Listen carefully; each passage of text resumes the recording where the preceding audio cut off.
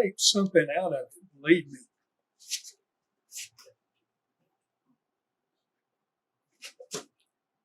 That was my first one. That may look kind of funny to y'all. It looks more like a front porch pillar instead of a spindle. It's only 3 inches too long. And my excuse was, some women wear wigs that long. They'll need it. So I left it. Size-wise, that's up to you. I'm going to encourage you to go out to a job site somewhere, get some 2x6 and cut it to size, and try cutting that down to one of these.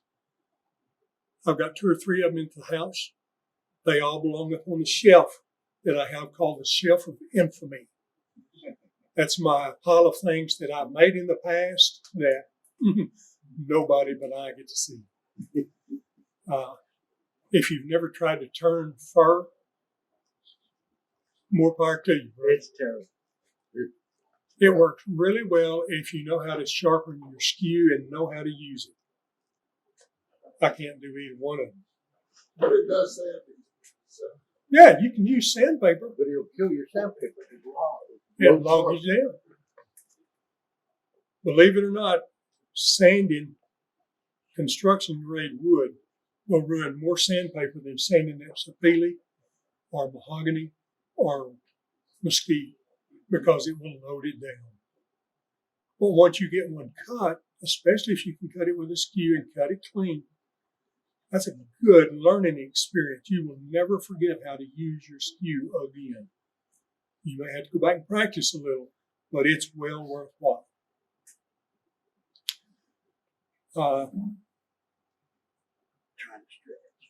This is a lot like preaching a sermon because I forgot the last 2 points I was going to try to make.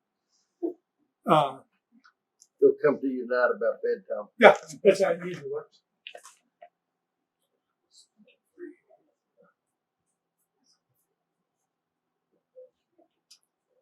This is one of the kinds of wood that you can use. You'll notice the top and the bottom of it are 8. I'm thankful my wife is not here. She teaches me to use my English. I'm from West Texas, so I don't use English very well. I've always viewed poplar as a construction grade wood. It turns reasonably well. This one you'll notice has got the beginnings of a shellac finish on it. I just sprayed it down. I would encourage you to do that. I don't intend to take it much further. I'll sand it down smooth because we have a art club in Crosbyton that is very interested in taking these construction grade and paint grade units that we make. They will decorate it. That's going to teach our kids. That's part of our education goal as a group, is to have these kids get into painting for other people.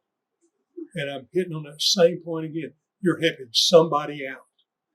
You teach these kids, they decorate these, and they send it on, and they know they've done something well worthwhile. And they're really looking forward to it.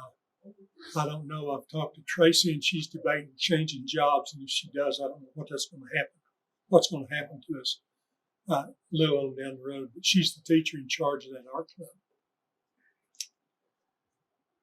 Second thing you need to think about when you start with these is how you're going to do it. What shape are you going to use? I've shown this to 3 or 4 people. Everybody's laughed. That looks like something else besides a hat stand or a wig stand. This was my artist coming out. That's about as much artist as I can get out. This is a piece of pecan limb out of my backyard. And believe it or not, how many of you ever watched Audrey Hepburn in the movies? I know some of you old guys have. Is that vaguely reminiscent of some of the movies you saw with Audrey Hepburn? That's what that's for. And Tracy has already told me she intends to have one of her students paint a face on this, just behind. So it'll look like Audrey Hepburn. I thought it was kind of fun. Besides that, it's easy to turn. Don't worry about your spindle shape. Spindle shapes are made to separate two different things. One of 1948 videos that I looked at on YouTube, they varied anywhere from just a 3/4 inch dowel. One guy made one with just a figure 8, and that's all it was. It took him all of 3 minutes to turn his hand. It took him longer to turn down his tenons than it did to make the spindle. You can make it that way, and it looks good. And you're going to have people in your group that pick these up, and they're going to say, somebody made that for me. He was thinking about me when he put that together. So go ahead and do it. Have a little fun. Use your creativity. Once you get started, you've all heard this advice. You'll hear it from me. Now you'll hear it again. Get something to do that you do consistently, that you enjoy, and you'll be surprised at how differently you can make these things. I've already got some plans made for the ones I want to bring to the next meeting that is segmented work. I've started on it. I think it's going to be cool looking. My first segmented piece I made in 1980 something. I still have it. It belongs up on that shelf of infamy too. But putting this together with segments, use your creativity. Put carbon black in your glue when you glue your segments together, and you've got an automatic black line in between each piece. It looks like brickwork. Real easy to do, as long as you cut your joints right. We won't get into that.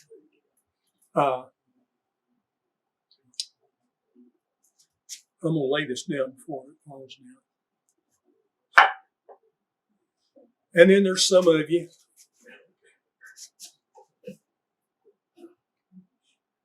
that can do this. That's Jim Burt's. I've had that sitting on my shelf in the living room to use for inspiration. And to this point, he has inspired me, but I can't copy his work.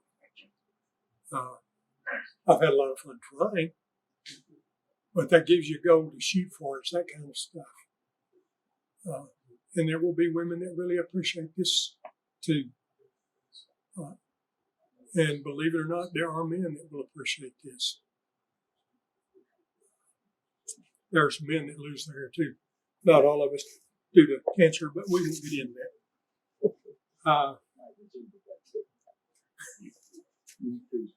Are there any questions about what I've said so far? Comments? Yes, sir. Do you have a goal in mind as to how many you'd like to play? Right now, Tracy and them can't help but about 15 of them to paint. The group, the Inside Out Foundation, is probably going to limit deliveries, but don't worry about it. If I come up with 25 of these, I've got some big closets in my house that I can stick them in. I'll parcel them out. You'll notice probably that I've not mentioned any larger groups to make these for. Susan Coleman Foundation would probably eat all of these we could give them. So there's not a limit. The only problem with Susan Coleman is their headquarters and the only group is in Dallas right now. And that's a long distance relationship, and we all know how those work. So we've got somebody that can take care of all of these we want to make. That's not a problem. Any other questions?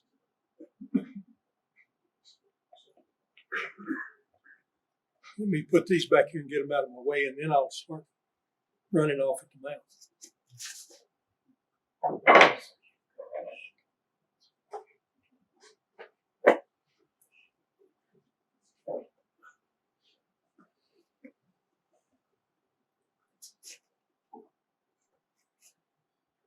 The choice of wood is yours. The design is yours. Yes, sir. Bring that on up here so everybody can see it. You can have it. But I did. They're going up with this one.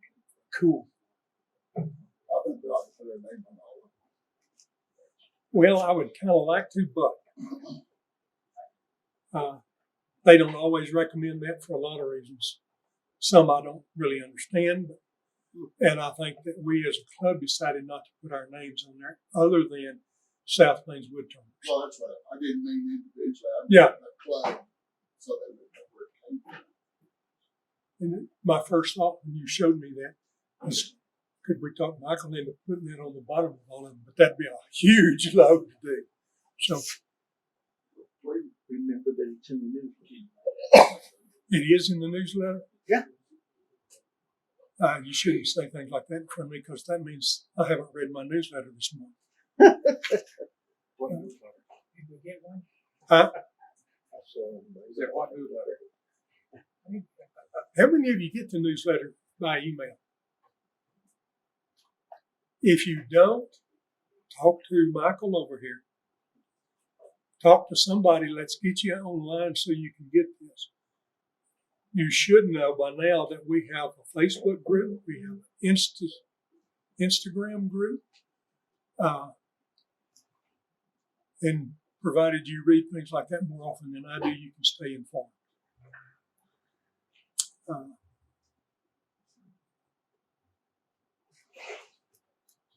I think that's all. Where I was started, there's several ways to do this. I'm almost ashamed to show y'all this.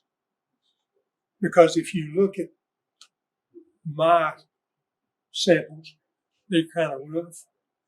Jim Bob's is almost finished enough for me to call it quits when I look at it. You can make these out of whatever you've got, scrap. Like I said, you can make segmented work. Do anything you want to with these. They're easy to learn on. There's different ways to go at it. I'd like to show you a couple of 3 ways that you can do it. You don't have to have the most expensive tool or the biggest lathe. My little lathe is a little, I think, a 10-inch lathe.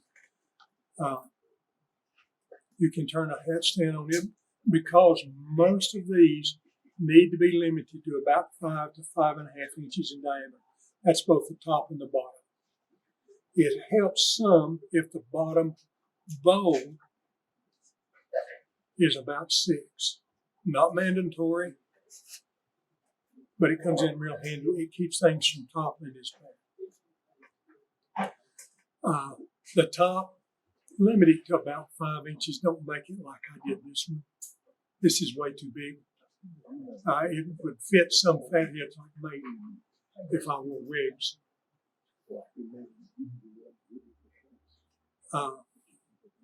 Normally, spindle length is about 12 inches. That'll take care of most women's hair pieces. There are some that are taller.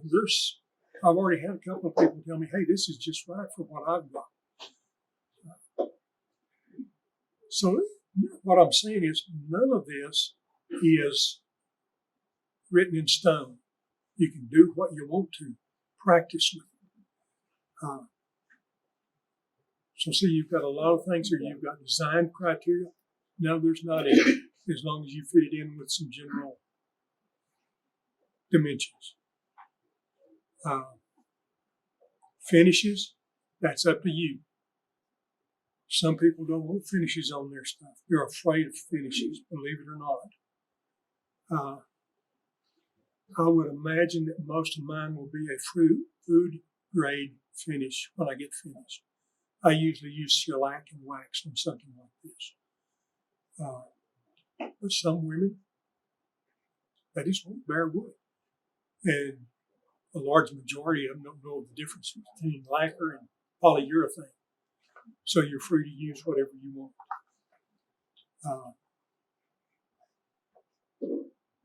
I feel like there's something I'm leaving out. I started to talk a while ago about how to do this.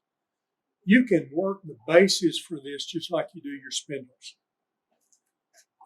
You can put it between your inserts.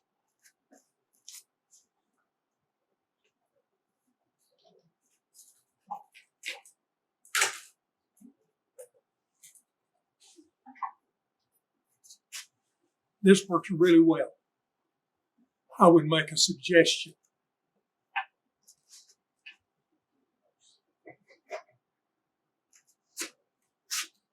When you start your flat pieces, drill a hole in the center. That way you've got a choice. You can either use this to begin with, which makes it really nice, or if, like Jim Bob suggested, you have a set of pin jaws on your chuck, you can expand your pin jaws inside this circle and start it. It makes life a lot simpler. I've almost reached the point where I don't do spindle work because I have to use this and my center here. Most of that is laziness. You don't have to make this center hole very deep. 1/2 inch is plenty. So if you've got 3/4 inch board stock to make them out of, go for it, especially the tops. 3/4 inch material works great. You don't have to waste as much as I probably will on this one. You can double up a 3/4 inch piece of wood for the bottom and decorate your joint. Nobody will ever know what you've done.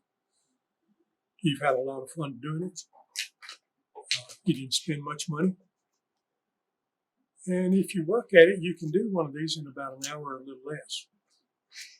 I figure I'm about average, and that's what it takes me to finish one. Everything but the finish, depending on what I use on it. But I cut these out on the bandsaw, drill it on the drill press, and then I'm ready to go to work. And I can, depending on how you work, I do these one at a time. That's part of my slowness. You can also set this up in job lots and do all of your bottoms. You can do all of your tops and then do all of your spindles. That's your choice. There's not a prescribed way to do this. Tool-wise, like I said a while ago, it makes no difference. You can scrape it. You can use carbide tips. And there are times when they all have their place. You can use gouges if you know what you're doing. I love to use a gouge. If I do it right on the right wood, it comes out and I don't have to sand that much. But I'm not Mark and I'm not Scott and I'm not Jim Bob. I have to sand most of my pieces. That's just the name of the game.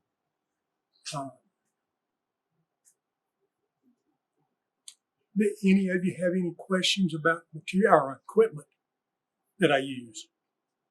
It's pretty straightforward. I think what you should understand at this point is if you've got a tool, use them.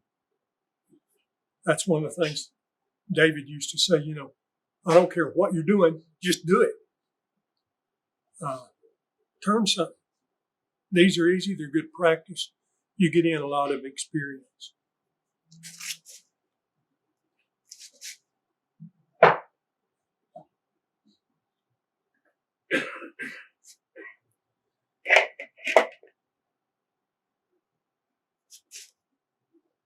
Now you get down to the cutting.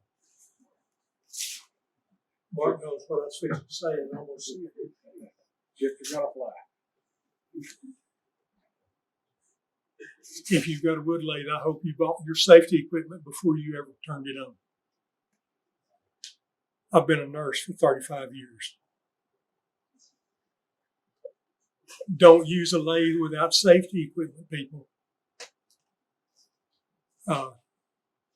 We have been lucky as a national association that the last couple of years that I'm aware of, we've not had any major accidents. I think 3 or 4 years ago, we had a stretch in there where 2 or 3 people died using these lathes. And I can see where that happens. Anytime you put a piece of natural material on a wood lathe and turn it up to anywhere from 1,000 to 2,000 RPMs, sometimes part of it's going to give. And when it comes off, you just think a 22 or a 45 has lots of go power. It can embed pieces in you. Take my word for it. I've seen them embed pieces in sheetrock walls. Thank goodness I've never done that. I'm not saying I hadn't lost a piece. I just never buried one in the wall. I have done that with a saw. That's why I put wood walls in my shower. There you go. So you can throw your That way you've got something to throw your chisels at when you get upset. bouncing back. If you watch Norm Abrams, if you watch Phil Anderson, they always say face, shield, and mask. I'm not going to wear a mask today. Don't think I don't use it. I just told you that I've got 35 years of experience as a nurse. I've taken care of people who had cancer of the lungs because they turned wood, that they worked in wood shops. Wood, believe it or not, can be a really bad thing in your lungs. It's nasty. Some of the stuff we use, walnut, and I don't know how you feel about walnut, but that's one of my favorite pieces to turn. Walnut, in some people, will send you to the hospital. I've taken care of it. They make you break out. Other woods will do the same thing. There's a lot of toxic woods out there. You don't want to be breathing that stuff. I've got a full face shield dust mask that I use. I use a fan blowing on me at the same time. I'm working on the dust outfit. I figure I've been turning nearly 40 years. And I don't breathe all that well right now, but it's not because of the wood I turn. Learn to respect what you're using and pay attention to what you're doing.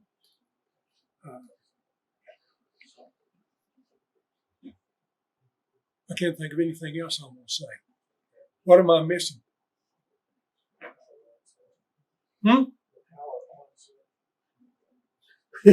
Well, this is not my jet. So if I have to fumble around on the controls on this, you'll understand. I've never turned on a machine this nice. You'll love it. I know it. That's what I'm afraid of. That's for the other $4,000 you took. I'd like to find one for $4,000. I'd have it. I told my wife the other day that I wanted a robust American Beauty. And what was the first word out of her mouth? Well, how much do they cost? You don't have any idea how much you can pay for one of those things. They're not, what, $10,000 now, base price. I bought a lot of cars. I had a house one time that was less than that.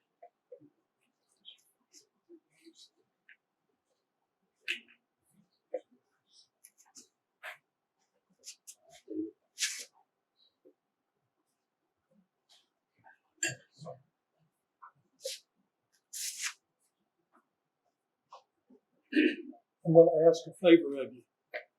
Two things. I'm fixing to lose my voice. I know it's on the way out. Number two, if you see me doing something you don't think is safe, let me know. I work by myself most of the time, and I get sloppy. I know I do. Number two is I am self-taught, and I know that some of the things I learned to do is not good. I didn't get to go to wood turning school in the 80s. So I do some things that it's probably questionable. So point it out to me. You're not going to bother me. I may ask you why you said that. I've been a teacher for nearly 50 years. I'm going to ask you to tell everybody else what you're saying. Yes, sir? Just as a public service announcement, I saw a couple videos, one by Katz Moses, if you've seen any of his stuff, some other people. I don't know who or what triggered it, but people really started talking about making sure you wear a leather apron. Because like you were mentioning for projectile pieces, being able to stop it, the shirts won't, even if it's overalls. So just that got me thinking to be careful. I'm not saying for today now, but think about. It's funny you said that. I don't normally wear a t-shirt. I know that sounds a little embarrassing to some of you, but that's the reason I put it on. I like to wear t-shirts out in the shop. I usually wear a t-shirt, a shirt. I've got a couple of aprons that I wear. And the only reason I don't have a leather apron right now is, have you checked the price of those suckers? It's cheaper to go buy and raise your own cow and make one. But I would recommend it. You may find on Amazon for Father's Day, there are different sales going on. Another thing that's been suggested, and some of you are going to think this is really weird, you can buy armor plating like shooters use, policemen, police dogs. You can buy just a regular set of armor plating with a carrier. I know that a large portion of you have war carriers. Some of us were blessed in an earlier life. And put a plate and cover this area from about your navel up to here. And I really think that's a good idea. And if you look on YouTube, there are a lot of different ways you can make your own armor plating. If you want something real light, and this is just an entirely different side, you can use it if you want to. You can get 1/2 and 3/4 inch rubber pads to go on your floor. I have taken all my rubber pads off the floor. I'm old, I trip on them. But those things make wonderful drawer liners for your tools. 2 layers of it in a good carrier would go a long ways towards stopping projectiles off one of these. I haven't done it yet, but that's one of my projects. I like seeing my grandkids and my kids. So, speaking of all your kids, I just noticed that all of mine had left. I wonder if they know something I don't know. And while I'm talking about my kids, I'm going to brag. I hope you noticed that my daughter's the one that went to help back. She's a nurse and has been about as long as I have. We actually graduated school together. The group of men that came in and women to help Mac. If you haven't thanked a first responder lately, my advice is get off your butt and go do it. My wife and I are at the age where we call those on a first name basis. Actually, there's some that operate in my part of town that know me from Slayton. And that was a long time ago. So we get together every once in a while and we have a chat in the backyard about how people down there are doing. Anyway, I'm going to try to show you what I'm going to do.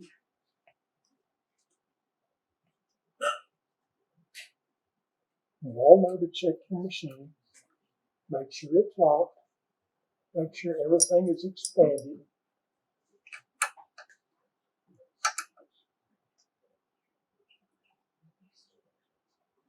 And I think I mentioned it a while ago. If you have a set of expandable jaws, they're wonderful to do this with.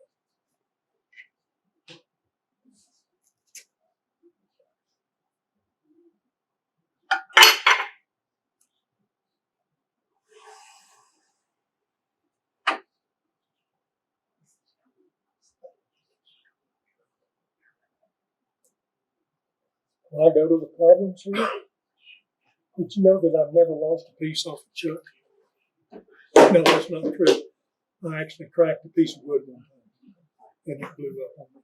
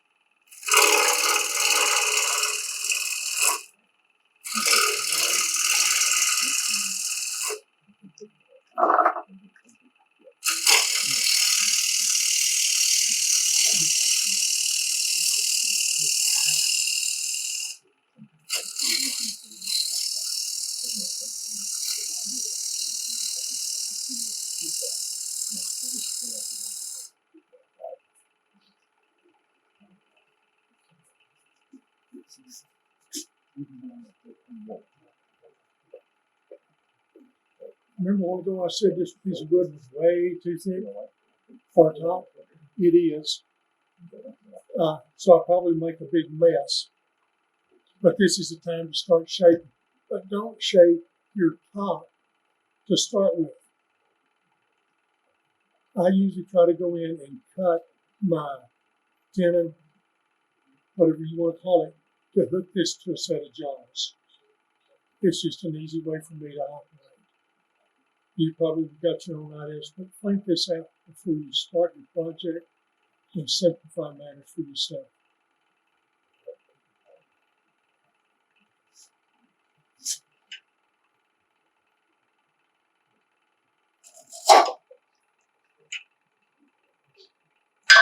And I knew that would happen right before I started. In case you more experienced turners don't know this term, this is called a catch. It usually happens in your most embarrassing time. Yeah, you look really embarrassed to me. Huh? You really look embarrassed. You have no idea how easily embarrassed I am.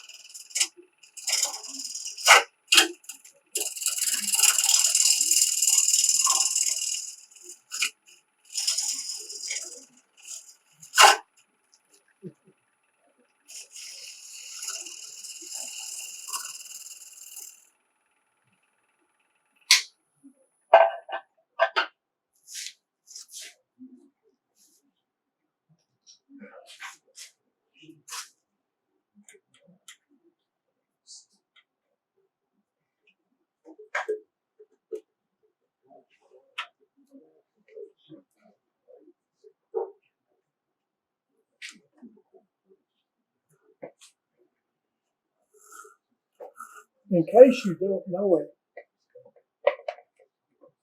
and I assume this is primarily for the younger turners amongst us, your set of jaws on a regular chuck have an ideal diameter. if ever it comes to it, you can use that ideal situation to keep from making marks in your blank. It doesn't print as bad. Now, there's a lot of variables there. If your wood's too soft, you're going to make marks. Just plan on it. Figure out a way around it. But a lot of times you can get by with making your tenon the right size. It won't make any marks. And if you're making one to a mortise to expand into, it holds better. Everything is a lot more kosher about it. And I'm not going to tell you any sizes because it all depends on what you're using.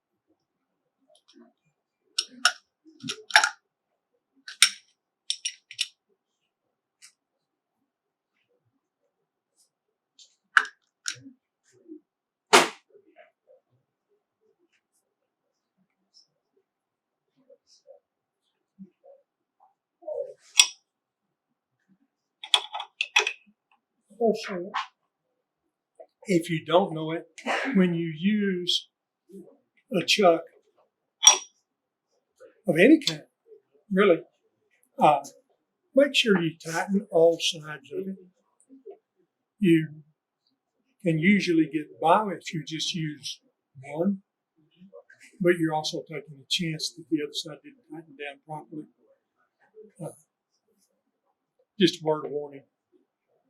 I won't tell you why. I know that.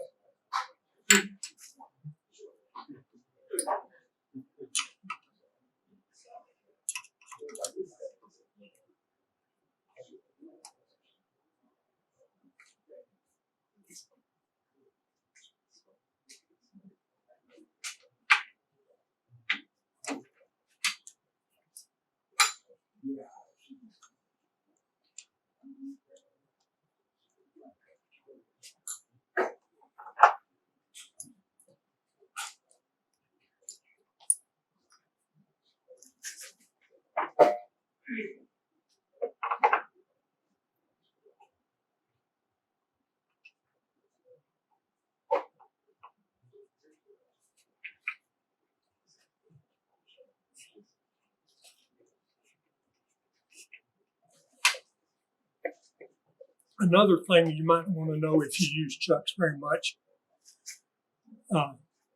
if you have problems with them sticking and being hard to get off, you have a choice. You can go to wood crafters, you can go to craft supplies. They will sell you a little plastic washer that fits on your lathe, and then you screw on your chuck, and it comes off a whole lot simpler. They charge about $2.50 for those little washers. If you will take a milk jug and cut you some little washers out, does the same thing, it's a whole lot cheaper. Especially when you drink as much cow juice as I do. You're talking about the plastic milk jugs? Yeah. Actually, I've always wanted to use a wax carton to see if that did the same thing, but I hadn't seen wax cartons. drink coconut water, you do. They come in cartons still. I actually tried some goat milk or cheese the other day, and I won't be drinking any goat I milk. can bring you. Oh no, that's all I can drink. I'm sorry.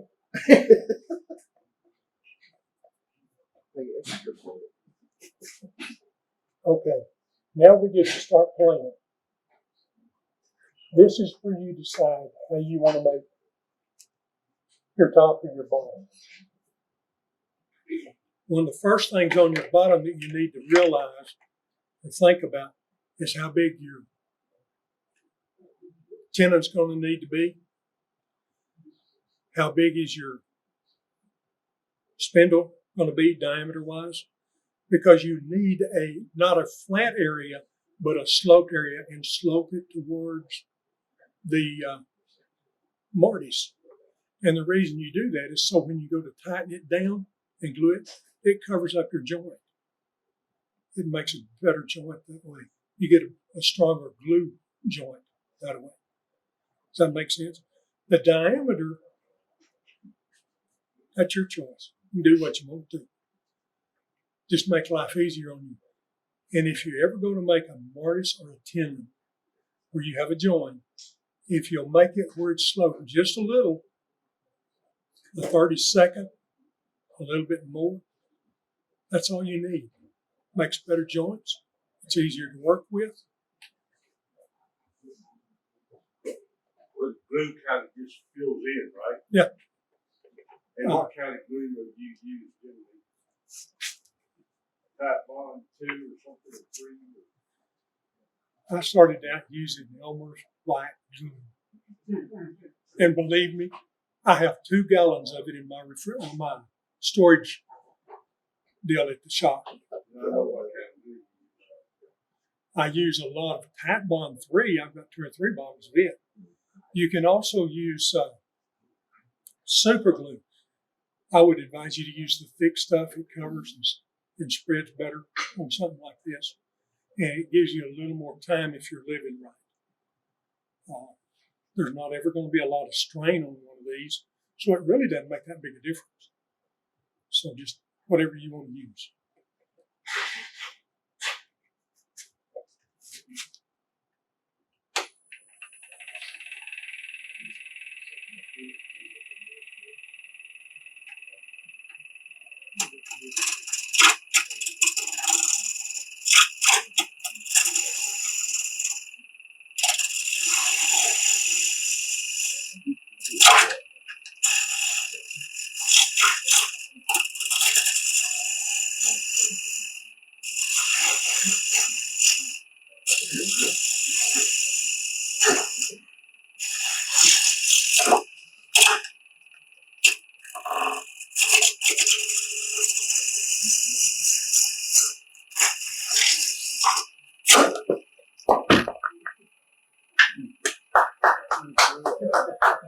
That's too good.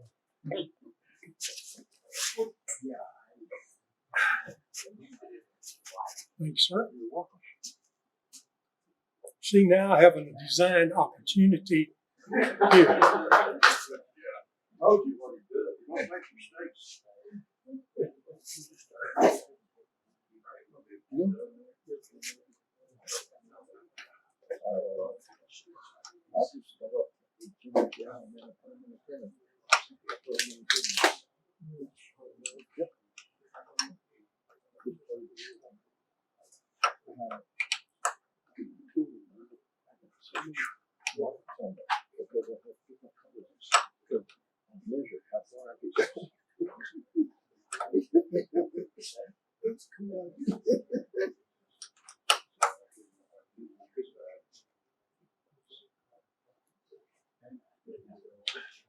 And one thing that would make that easier if you point the flute in the direction you want to go. Yes. You think that would help a little? Yes. You think I'd think of that. But With the tool, with the flute open, it's going to catch.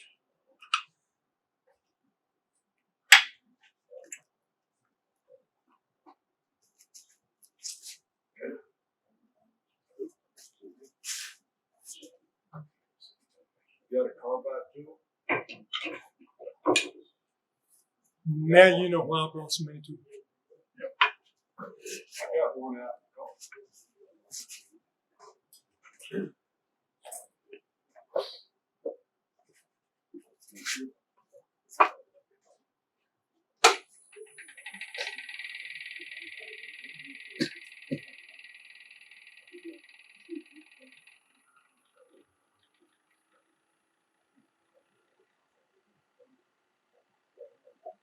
Y'all tell me if I'm bad or wrong or right on this.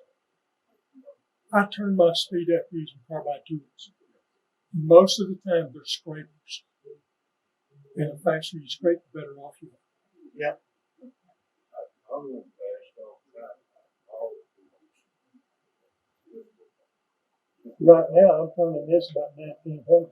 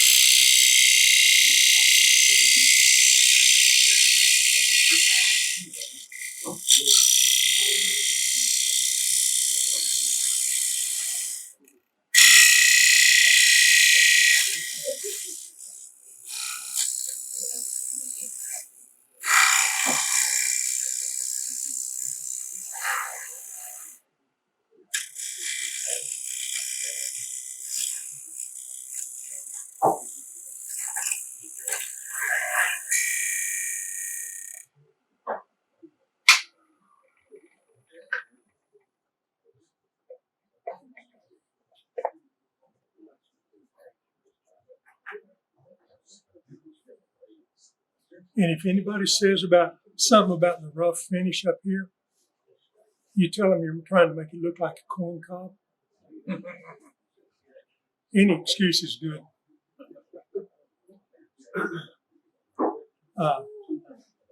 Something else that I'm playing with on these, if you make it out of hardwood, Sarby and several other people make a chatter tool. It does a wonderful job up here on this top ring, provided your wood's hard enough. Don't use no construction grade fur. That just don't work. I'm not going to sand this. I'm not even going to try to finish it too much. You have any questions where I'm coming from so far? So you found the best way to start this project. You're doing the bottom there. The bottom there. So you take and drill a 1-inch hole to the deck. And then you put that in 10. Then you go from there. Then you can all you gotta do is turn it around. You've already got the hole for the 10. And you're finished. I'm guessing you want it a little bit thicker because you want it to be heavier to keep it a little more stable. Is that right?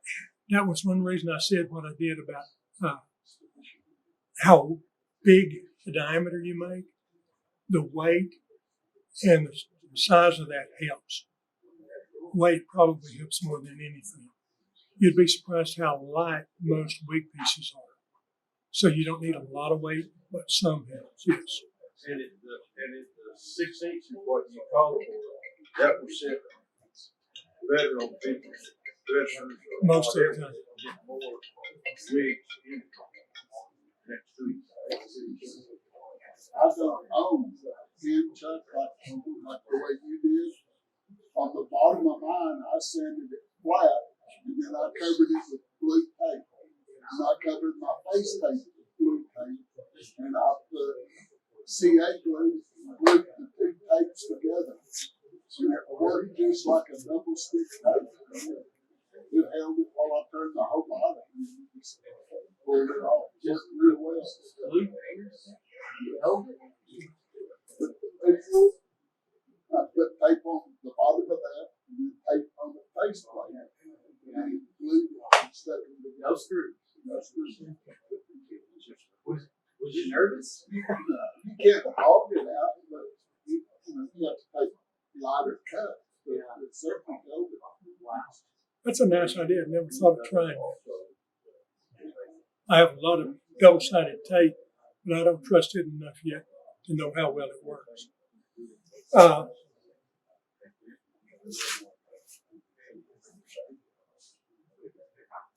If you look at either one of these finished pieces, you'll notice there's a tray of sorts, and that's what I'm working on here. Make it so that it's a little bit deeper on the outside diameter, because there'll be women that drop their necklaces down in here, they drop their rings down in here, and that makes it easier to pick up. You can rake it out. Besides that, if it gets too dirty, you can always take your finger and just give it to someone, and you don't have to worry about it as much. Yeah, on the newsletter, the finish for it, it was talking about different finishes because of people wearing the wigs and the oils in their body or whatever. What? I forgot what finish they used. What finish does everybody use? Probably polyurethane. Any finish will work, David. A wig isn't going to be that. It doesn't get that much oil on it. Yeah, it's not going to be that oily. But after I finish yours, there's no problem with anything.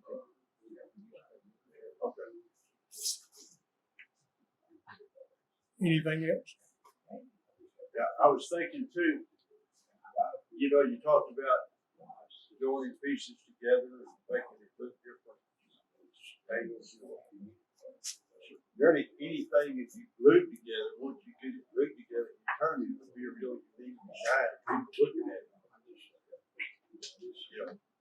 Or if it was pine or whatever. Something I didn't realize the name of this group was the Inside Out Group. One of the things I thought about before I got started was taking 4 pieces of 3/4 by 3/4 and doing an inside out turning and then rotate them back. I had no idea the group of the name was the Inside Out. So that would be a good play on the words. I had never thought about tying those two together.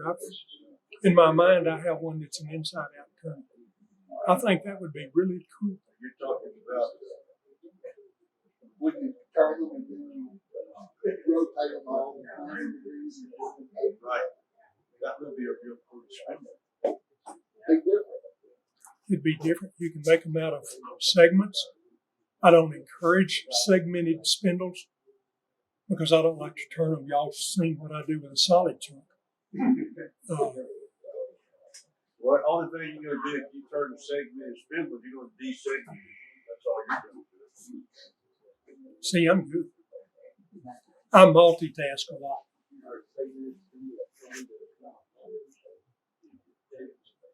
Y'all have got a pretty good grasp of what I'm trying to do up here.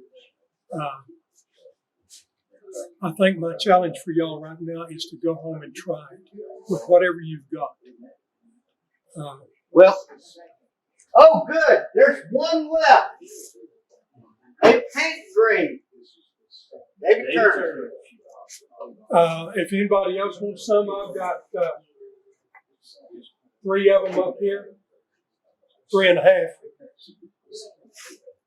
Y'all are more than welcome to, if you want to take them home and play with them. Do you have any other questions?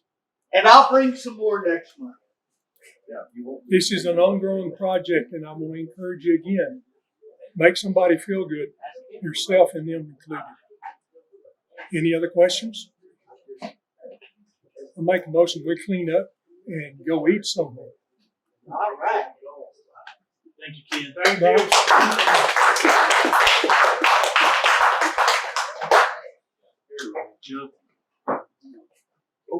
Ken Romines and Robert Sutter. This is their first demonstration.